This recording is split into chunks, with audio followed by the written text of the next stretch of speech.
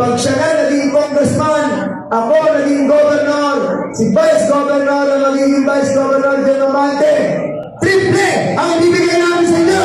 Okay, yan ang promise, di ba? Gawin nyo akong governor nyo. Gawin yung vice governor yan. Gawin yung congressman yan. Triple ang ibibigay namin sa inyo. Hay! Naku. Okay po ba yun? Okay. Okay na okay.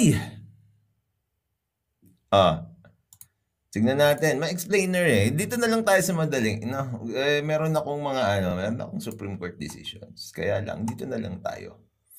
Dito sa Inquirer.net. Explainer. Okay? Vote buying, vote selling.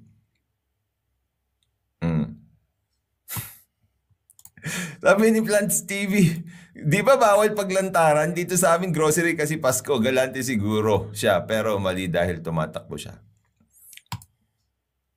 Kahit siguro hindi lantaran, bawal. Ikaw naman, Plants TV. Alam nyo, hindi na lang talaga ako magtataka, no? Kung pahirap na yung mga Pilipino. Kasi hindi nila iniisip na yung mga binibigay nilang pera sa inyo, puhunan yan. Magkano lang ang sahod ng politiko? Sabi nga ng batas natin, di ba? Public service. If you want to be rich, you're not supposed to be in public service. Kasi ang daming nagre-reklamo noon, sinasabi nila, alam nyo para hindi mangurakot, yung mga politiko na yan, taasan nyo yung kanilang sahod. Di ba? Taasan yung kanilang sahod daw para hindi na daw sila mangurakot. Alam nyo sinabi? No. Sabi niya. If you want to be rich, don't be in public service. Kaya nga public service yan eh. Maglilingkod ka sa bayan, hindi ka magpapayaman. Pero baliktad ang nangyayari. Kaya makikita nyo dito mga batas natin, kung namimigay na ng pera yan, sinabi nga ni Vico Soto din yan, di ba?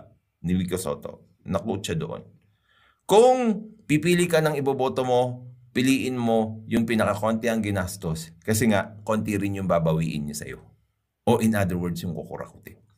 Okay? Uulitin ko ulit. Hindi naman natin sinasabi na itong si Dan Fernandez ay engaged in vote buying or vote selling. Dahil tayo ay batas natin, kailangan natin pag-aralan ito.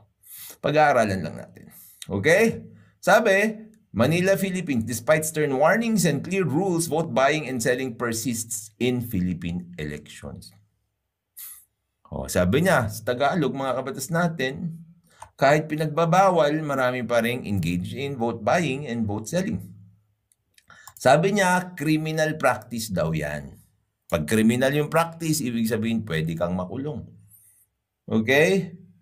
Ito, sabi niya, may tough penalties kasi nga may kulong at it involves the exchange of money, gifts, or favors for votes.